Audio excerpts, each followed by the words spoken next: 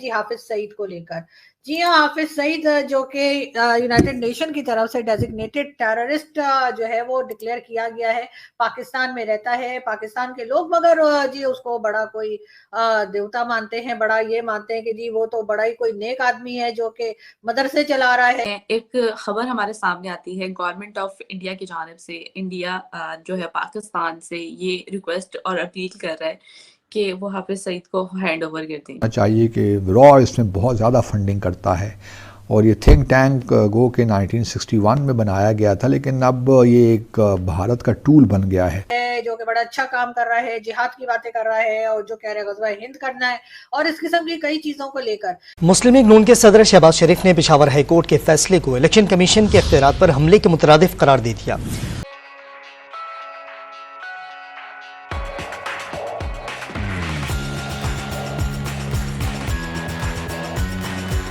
लेकिन इस वक्त जी जो खबर चल रही है वो ये है कि इंडियन गवर्नमेंट यानी कि भारतीय गवर्नमेंट ने जो है वो पाकिस्तान गवर्नमेंट से कहा है ऑफिशियली कि जी हाफिज सईद को हैंड ओवर किया जाए भारत को। अब इसके ऊपर यकीनन बहुत से लोग जो पाकिस्तान में हाफिज सईद को सपोर्ट करते हैं वो यकीनन नाराज होंगे और कहेंगे नहीं जी हम कैसे अपने किसी सिटीजन को भला दे सकते हैं,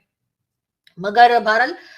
देना तो होगा और देना भी चाहिए। अब भारत की तरफ से डिमांड की गई है, भारत ने पहले भी कहा था कि पाकिस्तान से तभी बात होगी अगर पाकिस्तान जो है टेररिज्म को छोड़ेगा, टेररिज्म का साथ छोड़ेगा, तभी ट्रेड हो सकेगी, तभी बातचीत हो सकेगी। पाकिस्तान बहुत ज्यादा इंटरेस्टेड है कि भारत के साथ बातचीत हो। पीपल टू पीपल कांटेक्ट तो खैर चलता ही रहता है, आम लोग जो है वो तो आपस में बातचीत थोड़ी बहुत किसी तरीके से कर लेते हैं और उनका कोई लेना देना भी नहीं होता पॉलिसी मेकिंग में या किसी और चीज में। लेकिन बहरहाल जो एस्टेब्लिशमेंट है या जो एजेंसीज हैं वो जरूर इस बारे में इस वक्त बातचीत हो रही होगी, गौर हो रहा होगा। अभी तक फॉरेन ऑफिस की तरफ से कोई स्टेटमेंट नहीं आया है, लेकिन भारत के मीडिया की तरफ से ये खबर जरूर दी गई है कि भारत की गवर्नमेंट ने ऑफिशियली पाकिस्तान से कहा है कि जी हाफिज सईद को हैंड ओवर किया जाए। अब कब तक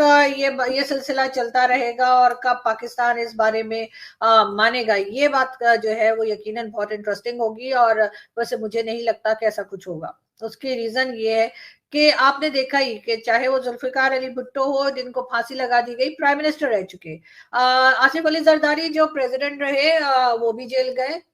बेनजीर भुट्टो जो पाकिस्तान की प्राइम मिनिस्टर रही वो भी जेल गई,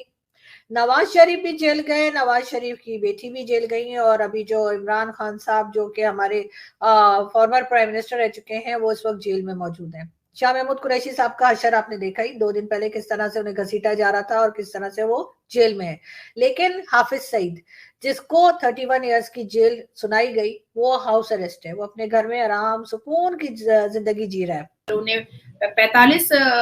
भारत के जो रिनाउंड और रिकॉग्नाइज्ड भारत में बहुत बुरा करके जो पाकिस्तान में छुपे हुए टेररिस्ट हैं, 45 में से 22 को अज्ञात हमलावरों ने मारा है। हमने हालिया में हम सुनते रहते हैं कि किसी को गोली लग गई, किसी का सीना चीर दिया गया, किसी को प्रिजन में जेल के अंदर जहर दे दिया गया। हालिया में हमने उसके बारे दाऊद इब्राहिम के बारे में भी सुना था। तो कई लोग सोचे थे कि हो भी सकता है, लेकिन आपकी एस्टैब्लिशमेंट ने अभी तक आकर के क्लियर नहीं किया है कि भाई ये बात सच भी है या झूठ है। तो 60-40 पर चल रहा है। तो मुझे ऐसा लगता है कि बहुत देर हुई लेकिन दुरुस्त स्टेप लिया गया है। और अभी हालिया में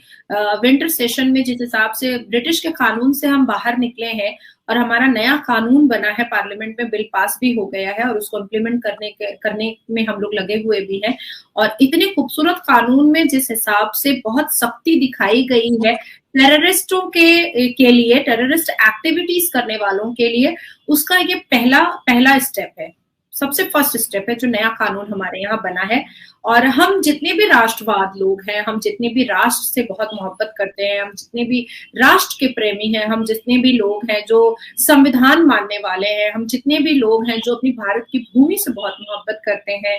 यहाँ के संस्कार और संस्कृति से बहुत मोहब्बत करते हैं, जो भारत में सुकून और डेवलप को मद्देनजर रखते हुए अपने सारे कार्यों को अंजाम देते हैं, तो हमें ये बात बहुत पहले से चुभ रही थी कि आखिर ऐसा क्या है कि ये जितने भी लोग हैं जो पाकिस्तान के डस्टबिन में जा करके समाये हुए हैं, जैसे उसामा बिन लादेन को अमेरिका ने रंगे हाथों पकड़ा था और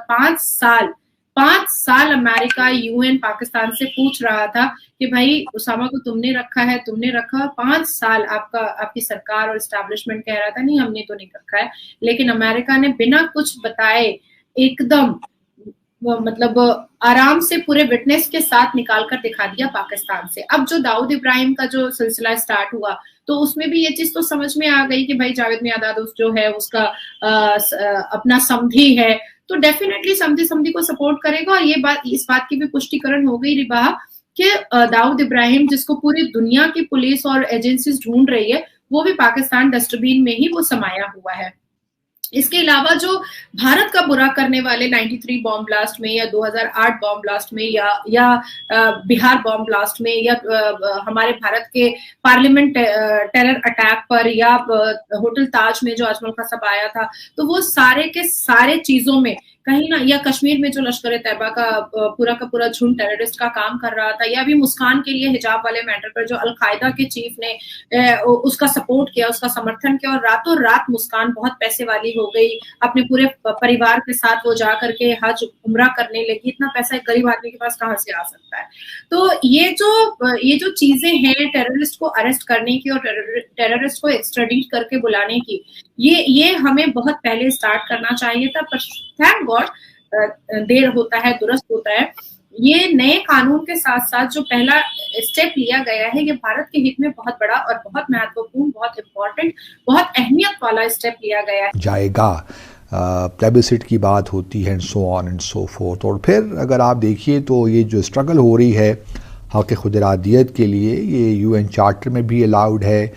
बल्कि UN declaration on human rights जो है 19 universal declaration of human rights 1949 का, उसमें भी इस किस्म की जो उसको भी एक जो हक़ खुदरादियत है वो एक फंडामेंटल राइट है। इसी तरह बहुत C United Nations general assembly की रेजोल्यूशंस भी हैं, जो मुझे याद आ रही है एक रेजोल्यूशन 3314, वो बिल्कुल एक लिहाज से जो भी तहरीकें हैं फॉरेन ऑक्यूपेशन के ख़िलाफ़ वो बिल्कुल लेजिटिमेट हैं। ये बल्कि यहाँ तक भी है कि इंटरनेशनल कम्युनिटी को इस बात का पाबंद किया गया है कि वो इस किस्म की तहरीकें हैं हक़ खुदरादियत से मंसूब, उनको सपोर्ट भी करेंगी, यहाँ तक कि उनको जो है आर्म्स भी दें, यहाँ तक भी है।